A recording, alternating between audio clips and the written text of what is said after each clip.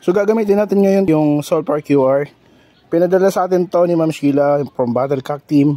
So to gusto, pwede ito sa full cholera, laway-laway, diarrhea, or pagtatae, salmonella, chronic respiratory disease, or yung di na nagagamot na sipon, or anumang upper respiratory na sakit ng manok, and coccidiosis.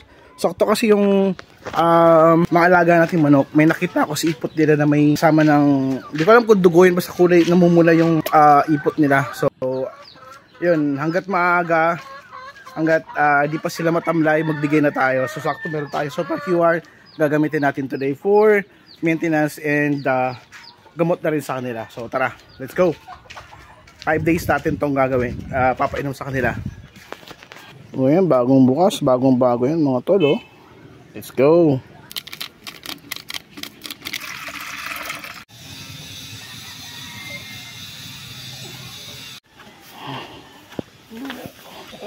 Ano, excited na sila kasi mga uhaw na itong mga to. Bigyan na natin itong mga parts.